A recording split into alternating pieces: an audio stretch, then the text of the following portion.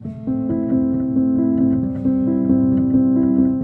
2015 roku byłem zdrowym, aktywnym człowiekiem. Uprawiałem narciarstwo, łyżwy figurowe, basen, rower górski. To były moje pasje. Jedną z też takich pasji były motocykle. Na motocyklach jeździłem od 19 roku życia i w 2015 roku w wyniku niestety nieszczęśliwego wypadku uległem bardzo poważnej kontuzji.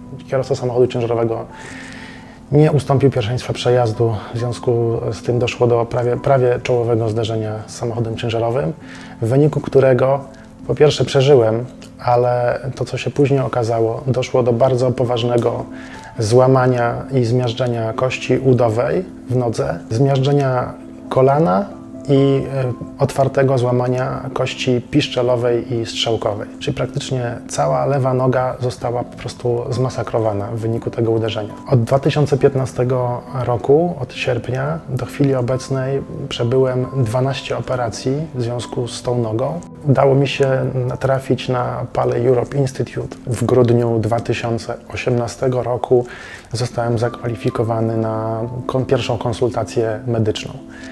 To, co się wtedy wydarzyło, po prostu otworzyło mi szeroko oczy.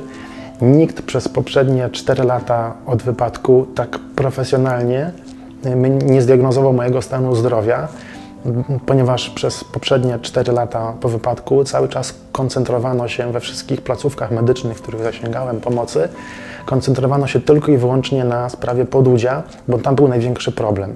Tam było zakażenie kości, stamtąd się sączyła ropa, w związku z tym nikt sobie nawet nie zadał trudu, żeby sprawdzić, co z kolanem, co z udem.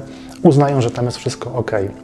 Dopiero tutaj panowie doktorzy z Paley Europe Institute dokonali, bym powiedział, takiej wszechstronnej analizy. Zajęli się też udem, zajęli się kolanem i zajęli się piszczelą.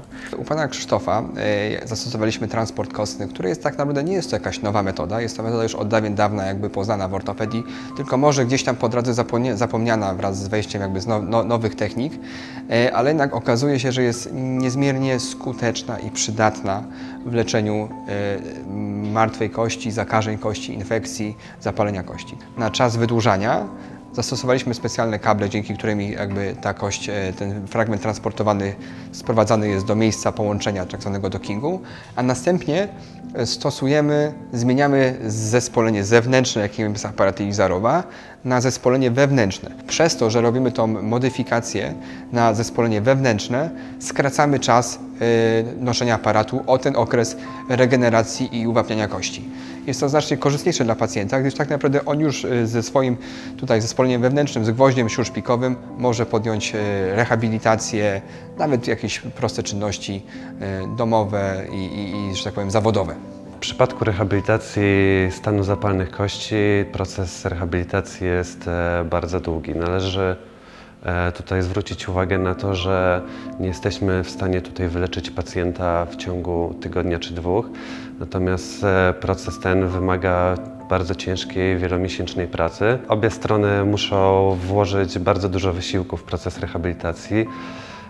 Zarówno pacjent, od którego wymaga się nieustannej pracy, potrzebujemy jego cierpliwości i ogromnej motywacji, żeby był w stanie psychicznie wytrzymać zarówno cały proces, jak i każdy poszczególny dzień, który jest trochę inny i wymaga od niego troszkę innej, złożonej pracy, jak również od nas fizjoterapeutów, którzy nie zawsze widzą od razu efekt swojej pracy i wymaga to od nas i cierpliwości, ale również takiego specyficznego podejścia do każdego naszego pacjenta, zrozumienia jego problemów i dotarcia do niego w taki sposób, żeby ten proces rehabilitacji przebiegał jak najszybciej i jak najbardziej pomyślnie.